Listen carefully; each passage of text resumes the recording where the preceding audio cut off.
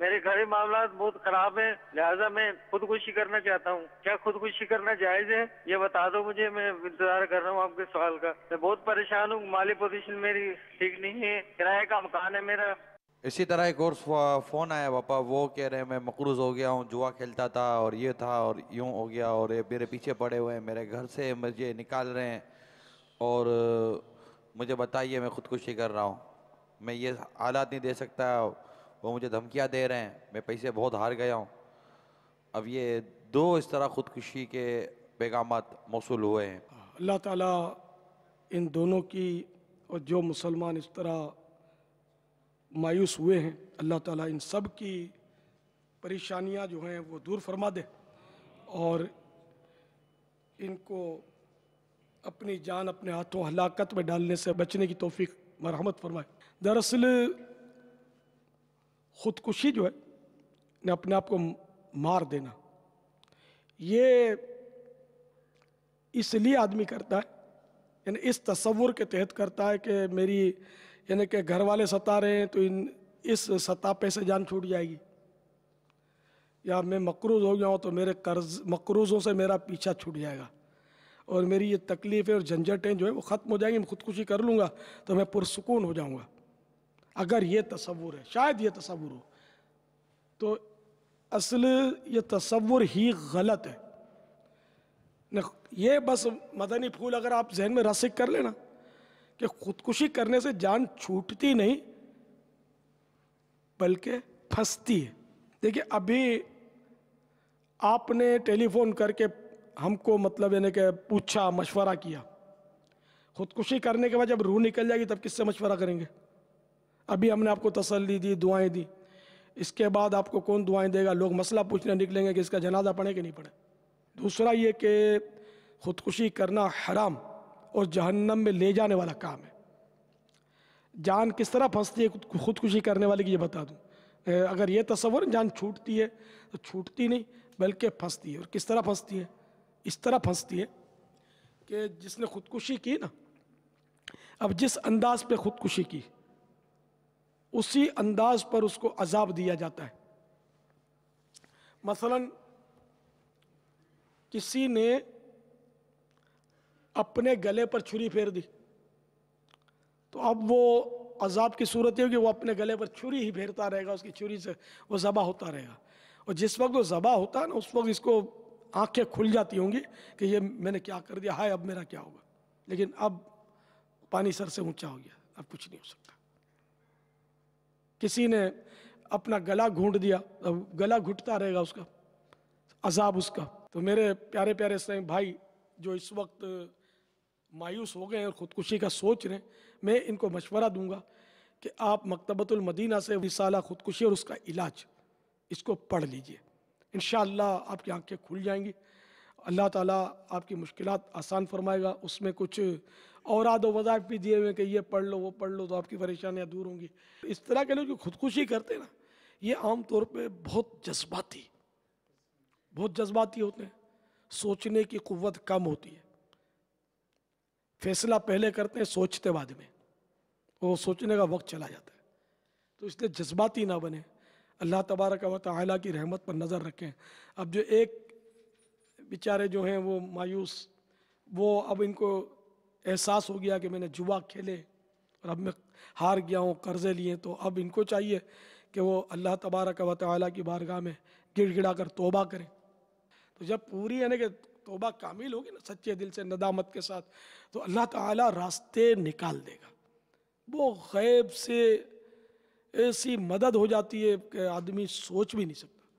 میں ان کو یہ بھی مشورہ دوں گا کہ یہ توبہ کر کے 5 وقت نماز کی پابندی شروع کر دیں، اللہ کی بارگاہ میں گڑ گڑاتے رہیں، روتے رہیں۔ اب کوئی بھی سبب ہو بیچاروں کی گھریلو پریشانیوں کی، ہم دعا کرتے ہیں کہ اللہ تعالیٰ ان کی پریشانیاں دور فرمائے۔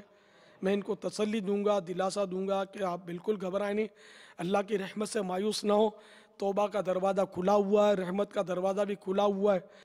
آپ اللہ کی جناب میں دعا کریں، ہم بھی دعا کرتے ہیں، انشاءاللہ آپ کی بہاریں لوٹ آئیں گی انشاءاللہ عز و جل، اور آپ کو اللہ تعالیٰ مایوس نہیں کرے گا، وہ ضرور نوازے گا۔ آپ اس کی بارگاہ میں بس جھک جائیں، सही मानों में झुक जाए। अगर इम्तिहान आए भी तो आप बर्दाश्त करें। करबला वालों पर कैसा इम्तिहान आया, इन जैसी परेशानियां तो आप पर यकीनन नहीं आई। उन पर जो परेशानी जान पर ही बनी हुई थी, चारों तरफ से भूख प्यास पानी बंद।